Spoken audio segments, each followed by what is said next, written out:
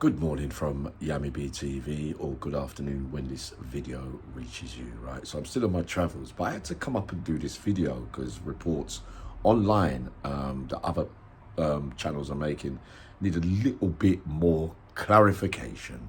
So we are talking about the 3 inmates that they're saying escape from an open prison, Spring Hill.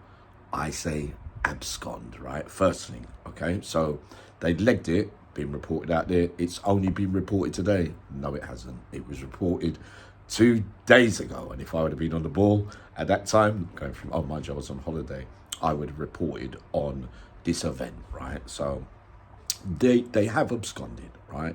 All 3 of them. The other question that needs clarifying is people saying that they're really dangerous men, not to approach them, right?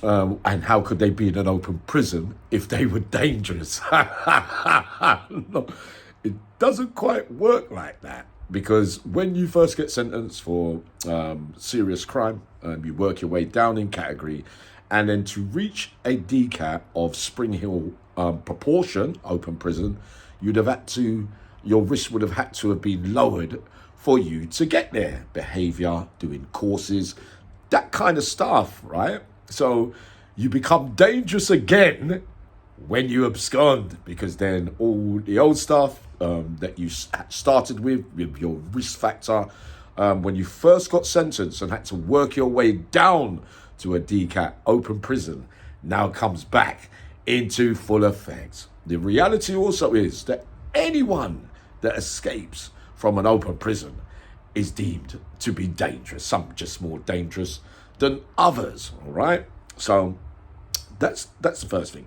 Those are the first 3 things. Now, whatever it was, these 3 are not really that known together. They didn't all get to the DCAT open prison at the same time, right? Obviously, something's happened in there. If you remember when Danny G, right, absconded from his open prison, and Danny G's open prison was much more secure than Spring Hill. Spring Hill is one of the easiest open prisons, really, to walk out of, right? Because your risk is deemed that lower. You're meant to be rehabilitating and resettling to go back into the community. So really, these 3, it really is a silly move. And then they put up, they got links to Bradford Island and blah, blah, blah.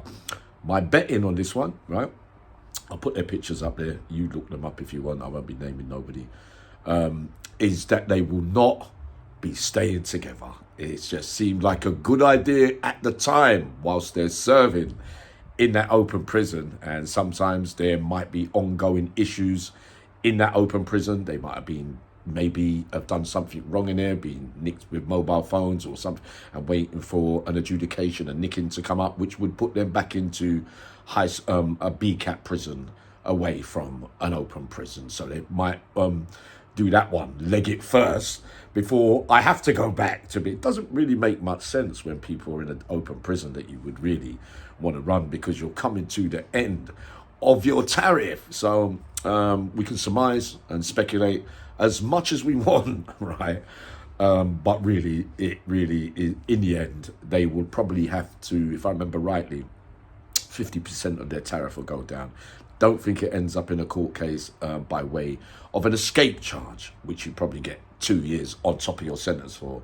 This one, once again, Yami TV points out, it will be an inside matter. And as soon as they get apprehended, which they will have to go straight back to a BCAT prison. So good luck to them, but you've made a silly move there, and you're going to be staying in longer than what you should have, all right? So I might be up a little bit later on, but sending special love to you all.